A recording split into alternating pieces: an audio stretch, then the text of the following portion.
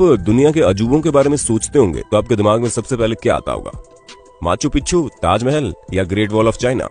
लेकिन बाकी सबका तो ठीक है, लेकिन ग्रेट वॉल ऑफ चाइना के बारे में हम आपको बता दें कि इतना भी ग्रेट नहीं है कि स्पेस से दिखने लग जाए। जी हाँ दोस्तों, बचपन से रटी रटाई चीजें भी कभी कभार गलत साबित हो जाती हैं। फिर चाहे वो ग्रेट वॉल ऑफ चाइना का स्पेस से दिखना हो या फिर जीनियस अल्बर्ट आइंस्टीन का स्कूल में मैथ में फेल हो जाना।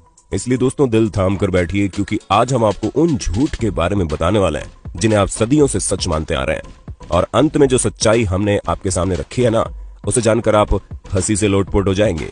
दोस्तों, अगर हम आपसे पूछें कि इजिप्ट में बना पिरामिड किसने बनाया था, तो हमें पता आप यही जवाब देंगे कि इजिप्ट में रहने वाले मजदूरों ने मेहनत करके इस पिरामिड को तैयार किया था। लेकिन हम आपके भ्रम को तोड़ते हुए ये कहना चाहते हैं कि बिल्कुल भी सच नहीं है। असल में इस पिरामिड को बनाने वाले ज्यादातर लोग मजदूर थे ही नहीं। जी हाँ, इस पिरामिड को बनाने के लिए एंशिएंट इजिप्ट की अच्छी खासी पॉपुलेशन ने अपना बढ़ चढ़कर योगदान दिया था, जहां करीब 85 सालों तक, जिसमें 2589 बीसी से लेकर 2504 बीसी का समय लगा। और इतने समय के अंतराल में इजिप्ट के रहने वाले लोगों ने अपना खून पसीना करके इस पिरामिड को तैयार किया था, ताकि वो अपने नेशनल आइकॉन को खड़ा कर सके। ऐसे में जो लोग इतने बड़े बड़े पत्थरों को नहीं उठा सकते थे, उन्होंने यहाँ पर काम करने वाले लोगों के लिए खाना, रहने और बाकी चीजों की व्यवस्था की। यानी कि हर इंसान ने अपने लेवल का काम किया, जिसमें कुछ लोग सिक्योरिटी के लिए काम करते थे, तो कुछ लोग भारी भरकम पत्थरों को जुटाने के लिए दूर दराज इलाकों में चले जाते थे, ताकि वो अपने नेशनल आइकॉन को खड़ा कर सके। ऐसे में दोस्तों उनकी मेहनत रंग लाई और ये पिरामिड वाकई में दुनिया भर में जाना जाता है। चलिए दोस्तों, अब आपके सबसे फेवरेट माइकल जैक्सन की बात करते हैं, क्योंकि इस बात से कोई इनकार नहीं कर सकता कि माइकल जैक्सन ने पॉप म्यूजिक में एक अलग ही मुकाम हासिल किया था, जहाँ ये सिंगर के साथ साथ एक बेहतरीन डांसर भी थे और इनके डांस मूव तो वाकई माशाल्लाह थे। ऐसे में उनका मून वॉक करने का जो स्टाइल था वो लोगों में बड़ा फेमस हुआ।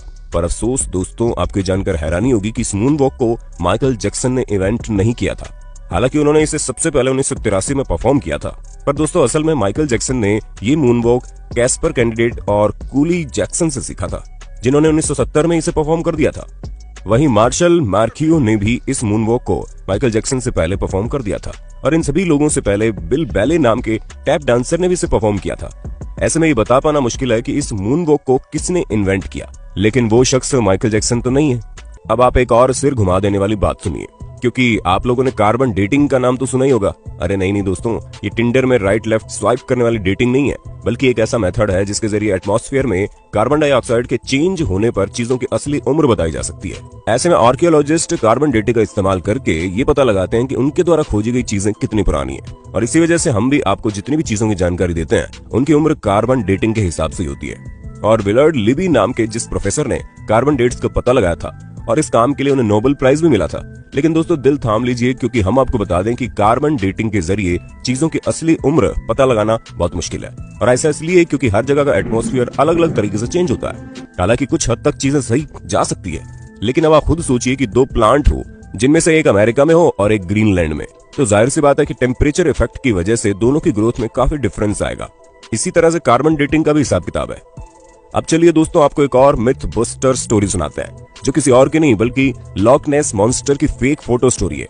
जी हाँ दोस्तों, जहाँ इस मॉन्स्टर की फोटो को न्यूज़पेपर में दिखाकर लोगों को हैरान करने में कोई कसर नहीं छोड़ी गई थी, और कई सारे लोग तो इस बात पर विश्वास भी कर बैठे थे कि सालों पहले गायब हो चुका ये क्रिएचर अब वापस से तहलका मचाने आ गया है। ऐसे में दोस्तों लॉक नेस को स्कॉटलैंड में देखे जाने की बात कही गई।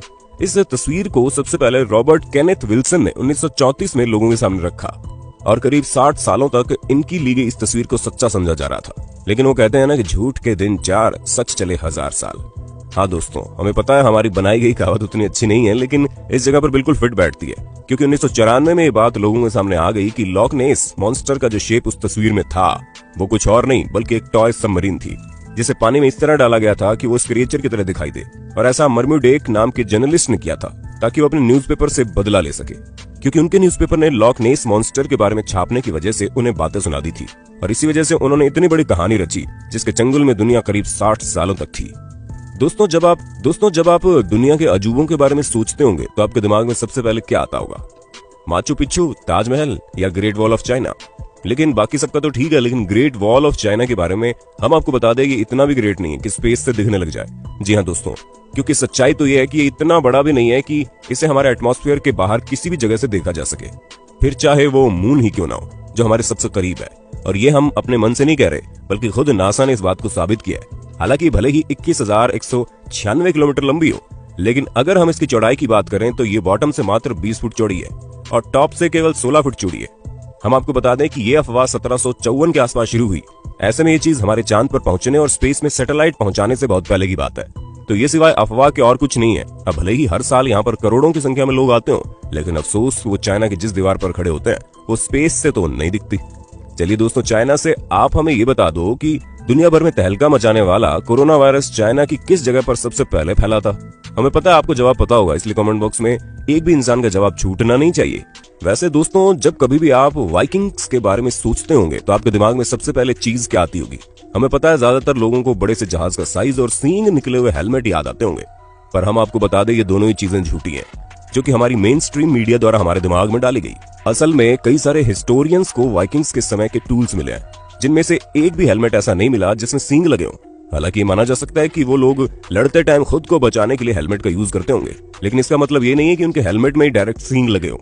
दोस्तों, ये जो अफवाह है ये तब से फैलनी शुरू हुई जब गुस्ताव मालस्ट्रोम नाम के आर्टिस्ट ने अपने आर्ट में वाइकिंग्स के हेलमेट में सींग लगा दिए, और तभी से लोग ये समझने लगे कि उनके हेलमेट में सींग होते थे, जबकि ऐसा कुछ भी नहीं है। तो दोस्तों, हमें पूरी उम्मीद है आपको अपने होस्ट और दोस्त सैम की वीडियो में मजा आ रहा होगा। अगर हाँ तो साथ ही वीडियो को लाइक करते चलिए, ताकि हम फ्यूचर में भी इसी तरह की इंटरेस्टिंग वीडियोस लाते रहें।